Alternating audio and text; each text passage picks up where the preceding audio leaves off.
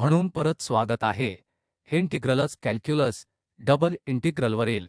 व्याख्यान क्रमांक 29 आहे आणि विशेषतः या व्याख्यानात इंटिग्रेशनच्या क्रम बदलण्यावर लक्ष केंद्रित केले जाईल.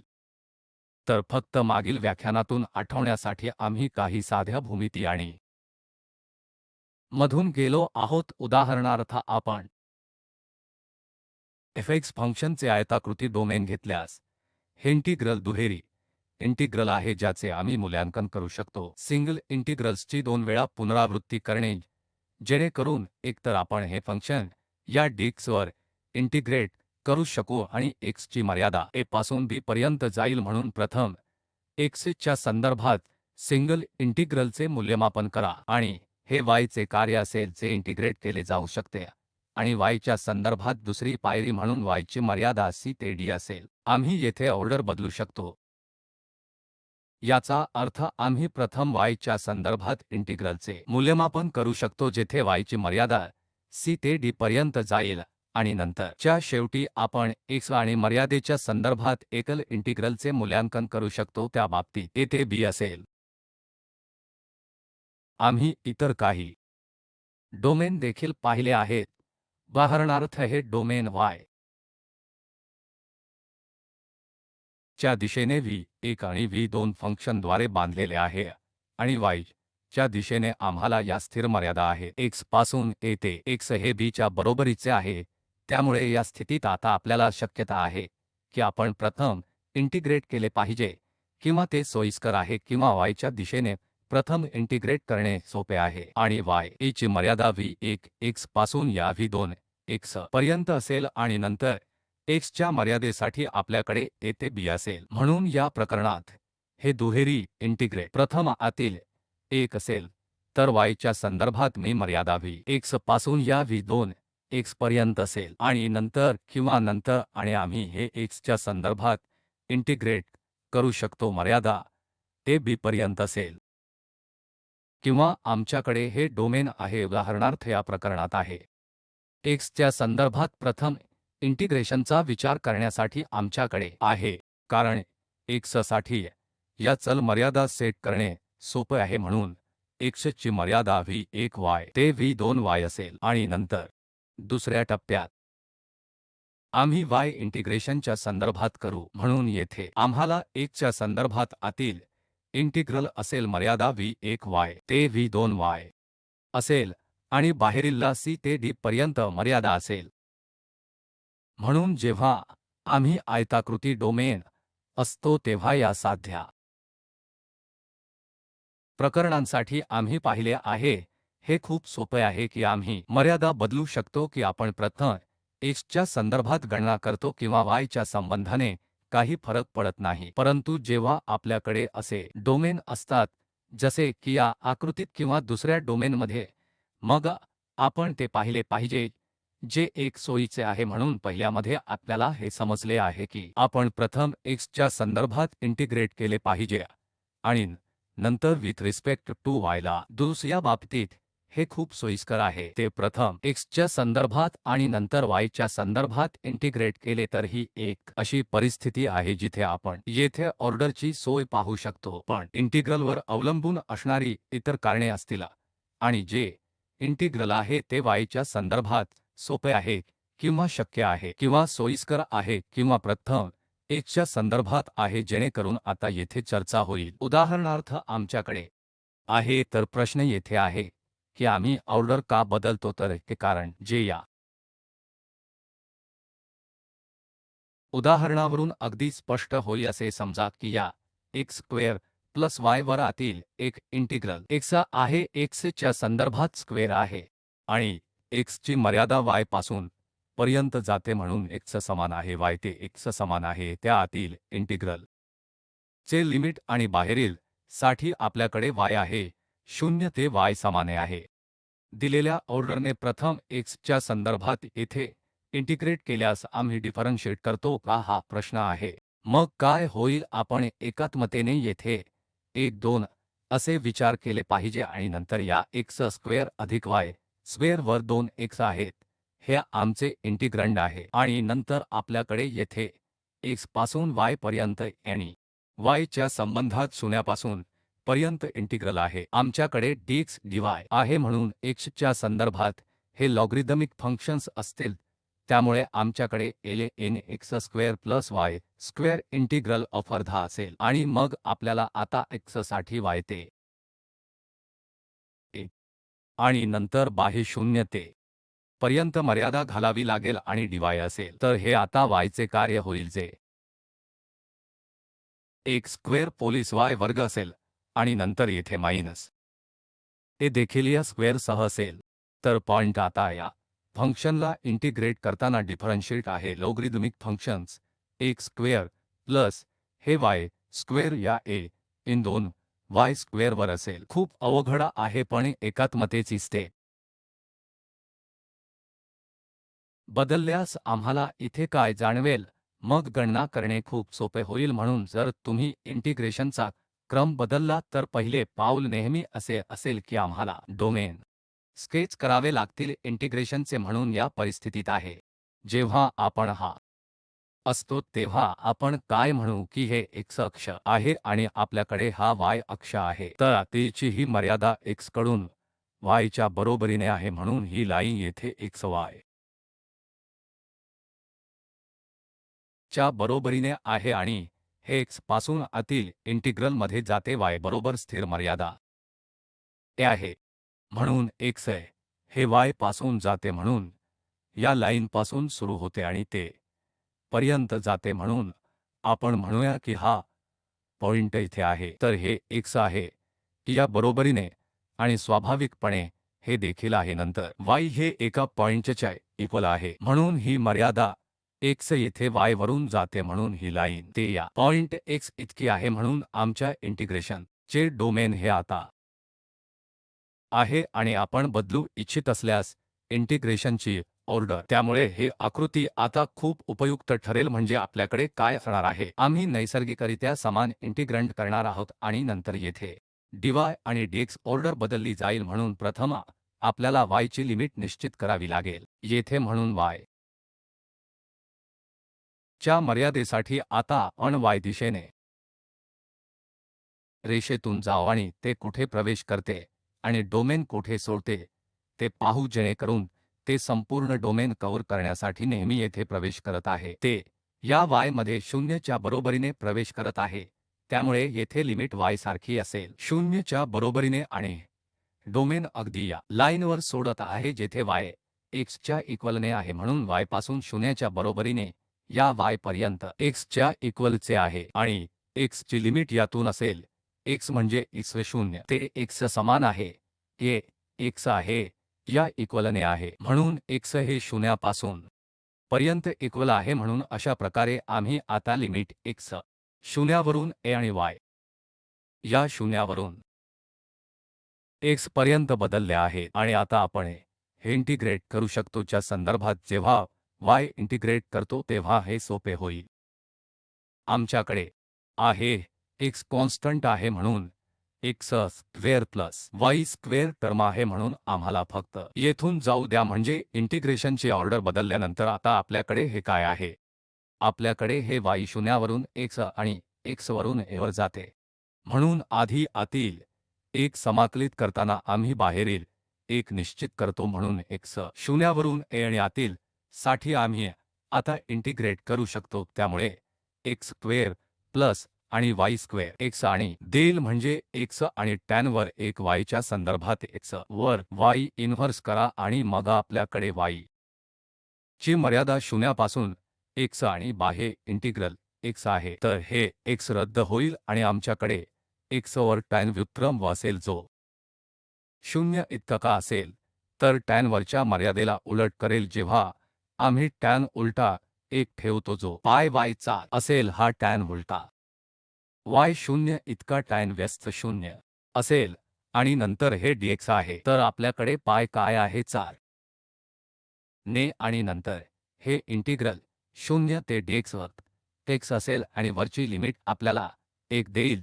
जेणेकरून इंटिग्रल व्हॅल्यू असेल। म्हणून ऑर्डरचा हा बदल खूप उपयुक्त होता जर तुम्ही इंटिग्रेशनचा क्रम बदलला नसता तर इंटिग्रेशनचा क्रम बदलून थेट इंटिग्रलची गणना करणे अवघड होते ते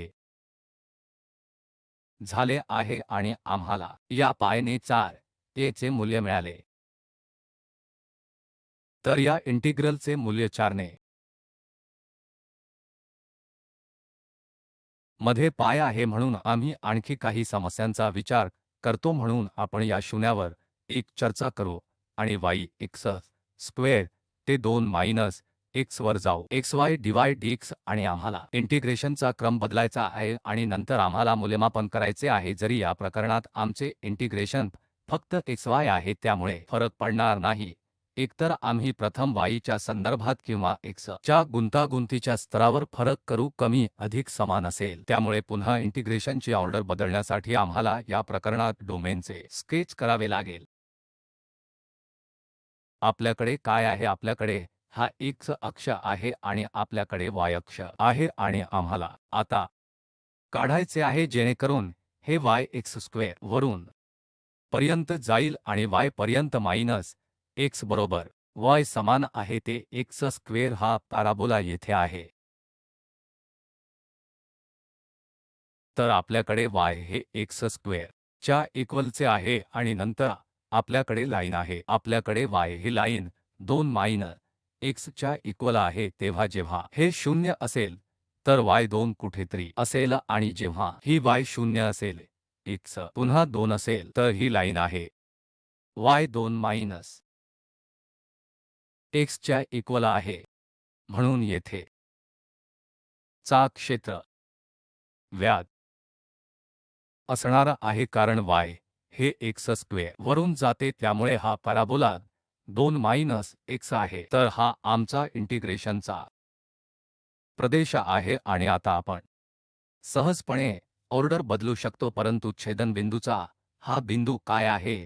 ते मिळवण्याआधी येथे y जर आपण स्क्वेअर लावला तर 2 मायनस x बरोबर आहे आणि मग आपल्याकडे x square plus x minus 2 म्हणजे आपल्याकडे x मायनस आहे. म्हणून x प्लस 2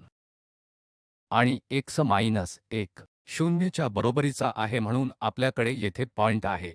x 1 आणि मायनस 2 म्हणजे x इक्वल आहे. हे x 1 च्या बरोबरीचे आहे आणि y देखील 1 आहे. त्यामुळे येथे इंटरसेक्शन 1 आहे.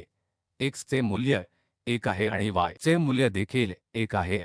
आणि या ठिकाणी येथे चे व्हॅल्यू y आहे तर y 2 आहे आणि येथे x 2 असेल आणि y 0 आहे. म्हणून आपल्याकडे सर्व निर्देशांक आहेत. आम्ही आता ऑर्डर बदलू शकतो म्हणून हे 0 ते होते आणि आता आम्हाला ऑर्डर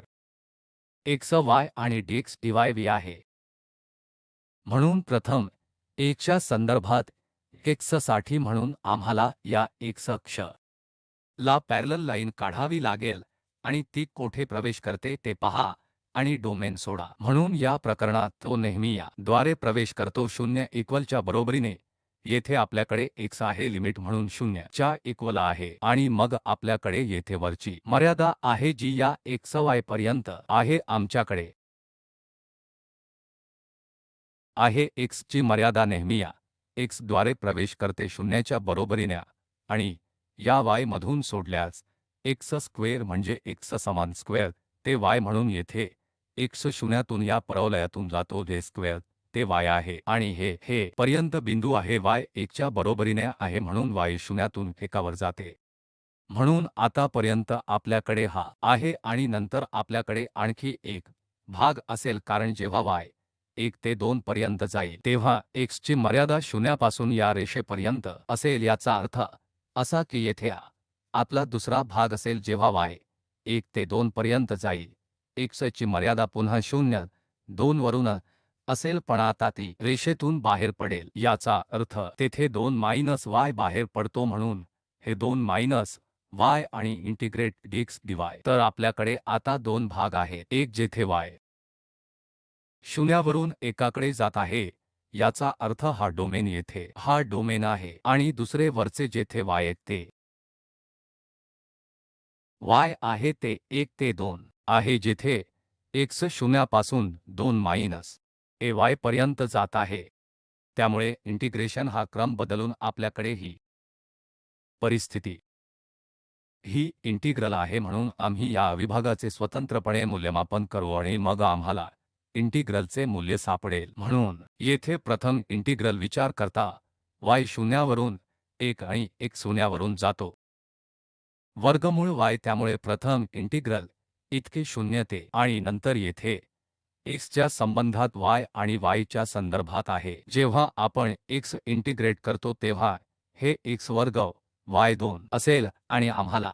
x शून्य 2 स्क्वेअर रूट y ची मर्यादा लावावी लागेल आणि हे येथे dy आहे म्हणजे 0 ते 1 आणि आमच्याकडे y2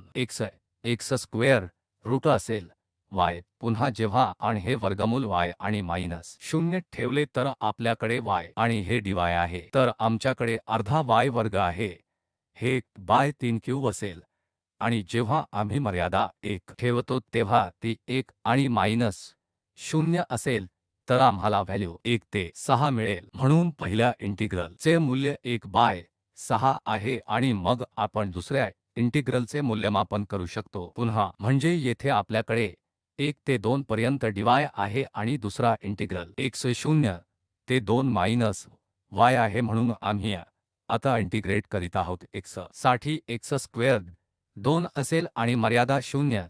ते 2 मायनस y असेल आणि मग आम्ही dy आहे, तर हे 1 ते च्या इक्वल आहे। आपल्याकडे y ने 2 आणि नंतर x वर्ग आहे म्हणून 2 मायनस y स्क्वेअर नंतर मायनस 0 आहे म्हणून आपल्याकडे हे dy आहे, तर 1 2 2 आणि हे 1 ते 2 म्हणून y ला येथे इनटू करावा लागेल, त्यामुळे हे 4 y मध्ये मिळतील आणि नंतर मायनस येथून 4 वेळा y आणि नंतर हा y स्क्वेअर असेल आणि मग ते y स्क्वेअर टर्म आणि प्लस हे y क्यूब असतील आणि मग आमच्याकडे dy आहे। म्हणून आता आम्ही सहजपणे हे 4y इंटिग्रेट करू शकतो आणि हे मायनस 4y स्क्वेअर आहे आणि मग आपल्याकडे हे y क्यूब टर्म आहे आणि या अर्ध्यासह हे मूल्यमापन जेव्हा आपण हे करतो तेव्हा 5/24 या 5/24 चे इंटिग्रल बनत आहे।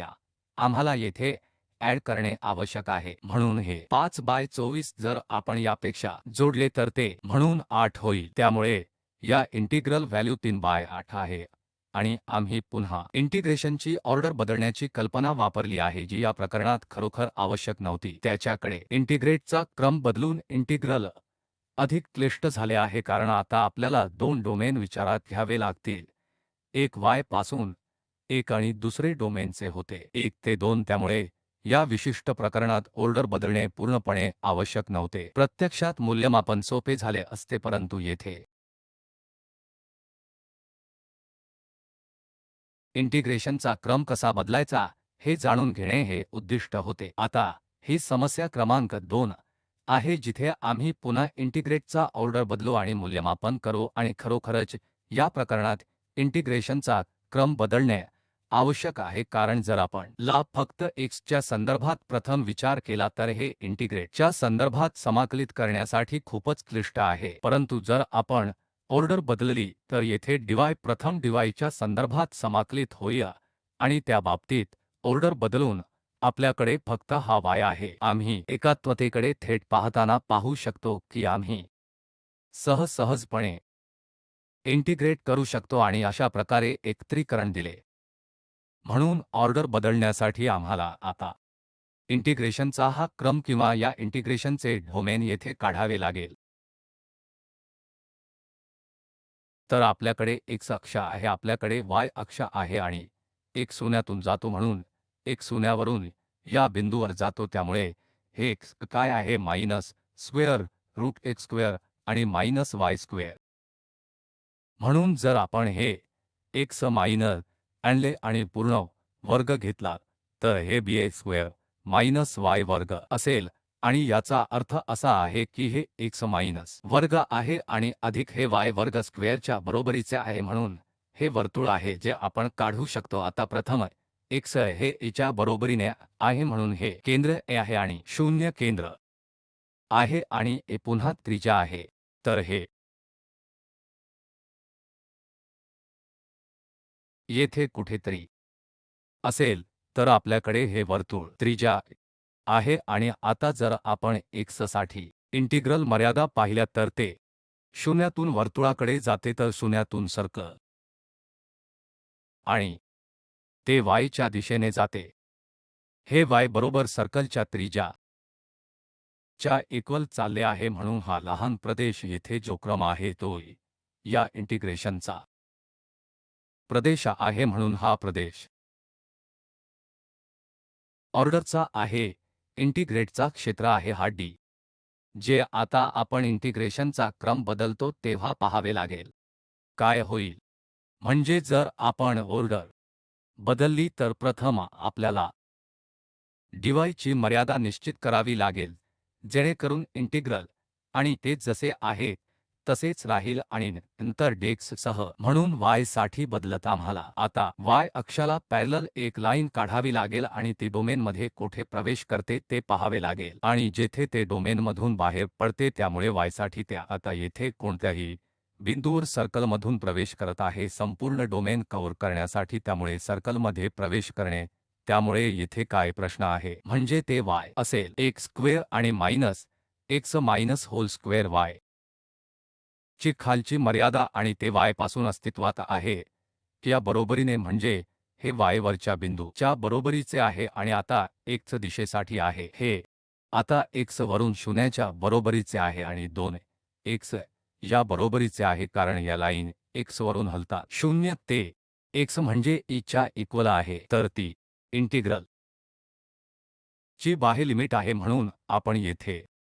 ची क्रमवारी सहजपणे बदलली आहे आणि आता आतील एक y वरून x square minus x square ते y1 आणि आतीलच्या समान आहे, x वरून शून्यापर्यंत जातो ते x हे e च्या बरोबरीचे असते।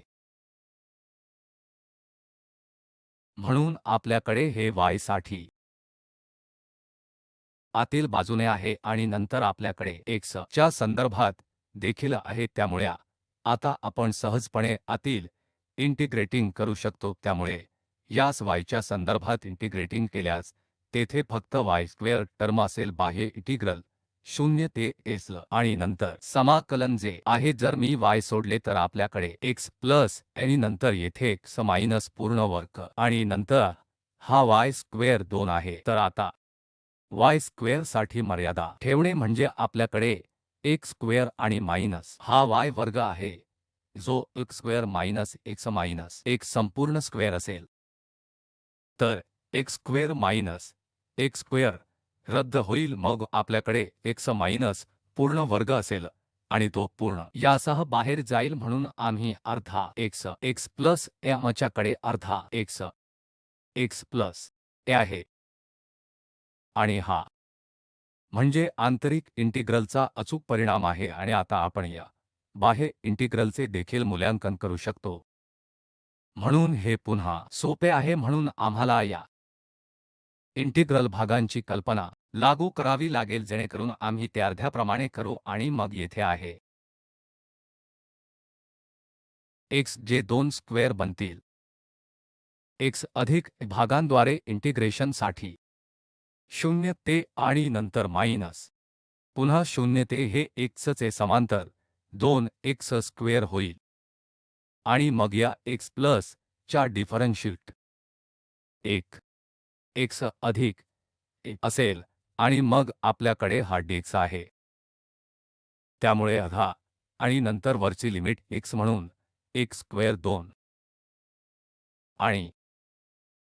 मायनस साइन या शून्यामुळे या x आणि नंतर आमच्याकडे अर्ध्या सह शून्य चिन्ह आहे आणि हे 0 ते हा x स्क्वेअर आहे, म्हणून मी येथे 1 मायनस 1 वर्ग आणि नंतर अधिक 1 वर्ग जोडत आहे, म्हणून हे x square minus x square x minus x अधिक होईल, त्यामुळे x प्लस a कॅन्सल होईल, आम्हाला येथे x मायनस आणि नंतर तेथे प्लस स्क्वेअर मिळेल। तर हे x अधिक 1 आणि नंतर dx म्हणजे आपल्याकडे हा पहिला टर्म आहे, नंतर हा आणि मग आपण हे आता एकत्र करू शकतो, त्यामुळे x मायनस x स्क्वेअर 2 आणि वरची मर्यादा 0 आणि कमी लिमिट देईल मायनस x स्क्वेअर 2 देईल। तर येथे आपल्याकडे स्क्वेअर आहे आणि हे x प्लस आणि या भागासाठी शून्यापासून पर्यंत लिमिट असेल तर आम्हाला अर्धी पहिली संज्ञा काय मिळेल x स्क्वेअर बाय 2 आणि हे an 2 1 आहे आणि आमच्याकडे मायनस प्लस x स्क्वेअर आहे आणि नंतर येथे x स्क्वेअर मायनस अर्धा टर्म x स्क्वेअर आणि 2 1 आणि नंतर 0 म्हणजे हे अधिक असेल अर्धा आणि नंतर x स्क्वेअर आणि तर हा चौरस 2 2 ने कॅन्सल होईल आणि या पदात x स्क्वेअर 4 आणि x स्क्वेअर 2 असेल तर x स्क्वेअर बाय 4 आपण कॉमन घेऊ शकतो त्यामुळे हा x स्क्वेअर बाय 8 होईल आणि होईल 1 प्लस हे 2 वेळा आहे जे उत्तर असेल तर हे 8 द्वारे x स्क्वेअर होईल आणि हे 1 अधिक 2 वेळा हे की या अविभाज्य चे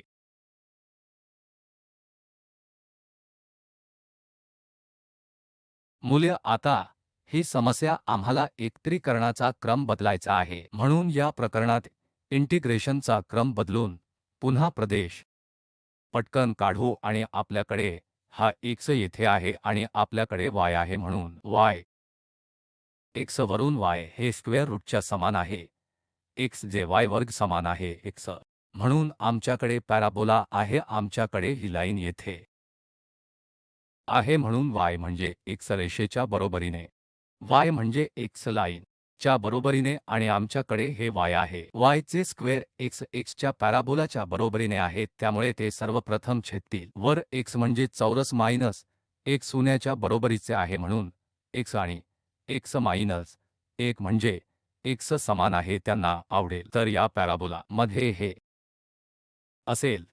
तर हे y स्क्वेअर आहे x च्या बरोबरीने आणि आता जर तुम्ही बघितले तर हे y रेषेतून पॅराबोलाकडे जाते म्हणून हा इंटिग्रेशनचा दिलेला क्रम होता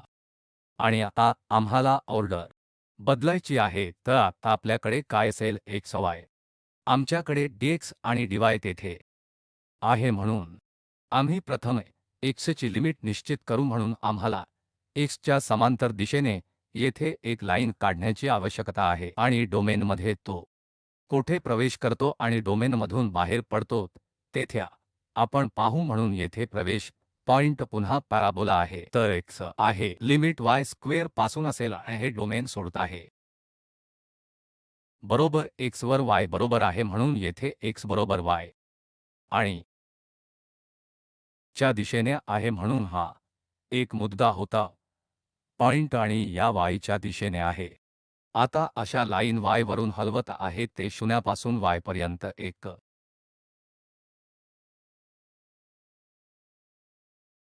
च्या बरोबरीने आहेत जेणेकरून इंटिग्रेशनचा क्रम बदलला जाईल जेणेकरून y ची मर्यादा 0 ते 1 असेल आणि x ची लिमिट y वर्ग 2 y असेल आणि नंतर fxy dy आहे तर आणखी एक उदाहरण जे या लेक्चरचे शेवटचे उदाहरण आहे म्हणून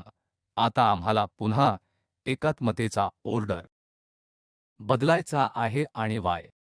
साठी आमची मर्यादा x स्क्वेअरतून या 4 a 3 मायनस x ने जाते म्हणून पुन्हा आपल्याला येथे क्षेत्र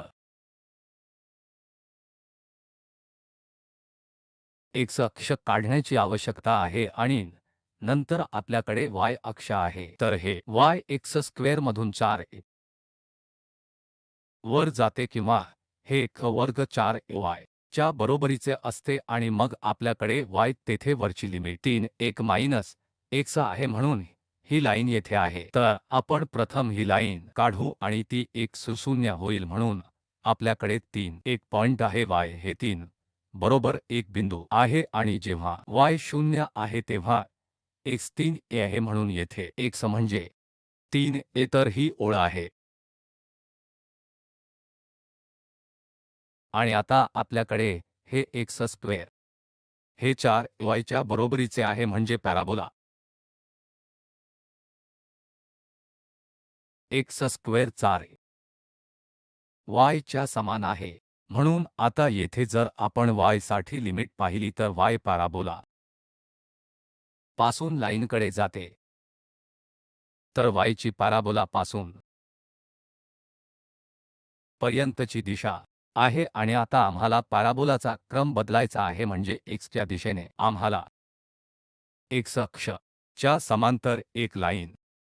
काढावी लागेल आणि पुन्हा आपल्याकडे अशी परिस्थिती आहे ज्याची आपण आधी चर्चा केली आहे की ते दोन डोमेन असतील कारण या पैकी समस्या येथे आहे या ओळीच्या आधी हे डोमेन येथे खालच्या डोमेनमध्ये आमच्याकडे एंट्री पॉइंट x वर अगदी शून्याच्या बरोबरीचे आहे परंतु बाहेर पडणे हे पॅराबोला आहे आणि या डोमेनच्या वरच्या भागात येथे आहे आमच्याकडे प्रवेश पॉइंट आहे हा एक शून्याएवढाच आहे परंतु येथे बाहेर पडण्याचा पॉइंट पुन्हा ही ओळ आहे म्हणून दोन भिन्न क्षेत्रे आहेत ज्याचा विचार आपण आता एकत्रीकरणाचा ऑर्डर बदलू इच्छित असल्यास करू तर या पहिल्या भागासाठी आपल्याकडे असतील आम्हाला आता dx dy हवे आहेत म्हणून या x साठी येथे x शून्यावरून x शून्यावरून जातो आणि या पॅराबोलाचे वर्गमूल आहे हे 4ay किंवा स्क्वेअर 2 स्क्वेअर रूट ay आणि नंतर या प्रकरणात आपल्याला हे देखील पाहावे लागेल की येथे कोणता पॉइंट आहे जो 2a शून्यात येईल म्हणून 2a मध्ये आहे त्यामुळे x y पर्यंत 0 ते I हे a च्या बरोबरीचे आहे आणि नंतर a3 ओव्हर y म्हणजे a3 e च्या बरोबरीने असेल आता या x च्या श्रेणीसाठी ही लाईन त्या रेषेची आहे म्हणून येथे x पुन्हा शून्यातून जाते आणि या ओळीवर जे y होते ते 3a मायनस x इतके आहे म्हणजे x इथे 3 मायनस y आणि मग आपल्याकडे हे fxy आणि dx आणि dy आहे तर हे ऑर्डर आहे इंटिग्रेशनच्या ऑर्डर बदलणे आम्हाला हे दोन इंटिग्रल मिळाले कारण आता आपल्याला डोमेन दोन भागांमध्ये विभागण्याची गरज आहे कारण या x अक्षाला ही पॅरलल लाईन एका वक्रातून दुसऱ्या वळणापर्यंत येत नव्हती परंतु या खालच्या डोमेनमध्ये आमच्याकडे या x पासून होते या पॅराबोलाच्या शून्याच्या बरोबरीचे आहे तर वरच्या डोमेनमध्ये जेव्हा y पेक्षा मोठे आहे मग आपल्याकडे अशी स्थिती आहे की ती पुन्हा x वर शिरत आहे ती शून्याच्या बरोबरीची आहे पण ती आता या रेषेतून बाहेर पडेल आहे 3 मायनस x च्या बरोबरीचे आहे आणि आम्ही अविभाज्य चे दोन भाग पाडण्याचे कारण आहे तर हा परिणाम आहे जो पण येथे आधीच a3 आणि 0 ते 3a मायनस y पर्यंत लिहिला आहे म्हणून जेव्हा आपण इंटिग्रेशन चा क्रम बदलतो तेव्हा काय महत्त्वाचे आहे या निष्कर्षापर्यंत पोहोचणे हे सर्वप्रथम हे अतिशय उपयुक्त आहे जे अनेक परिस्थितींमध्ये अतिशय सोयीचे असते जेव्हा आपण पाहतो की दिलेल्या समाकलनामध्ये त्या क्रमाने समाकलित करणे शक्य नाही त्यामुळे इंटिग्रेशन क्रम बदलून इंटिग्रेट करणे सोपे होते परंतु त्यासाठी एकात्मता क्षेत्राचे स्केचिंग खूप महत्त्वाचे आहे आणि नंतर डोमेन स्केच केल्यानंतर एकीकरण ची मर्यादा घालणे खूप सोपे होते म्हणून हे संदर्भ आम्ही व्याख्यान तयार करण्यासाठी वापरले आहेत आणि आपले खूप आभार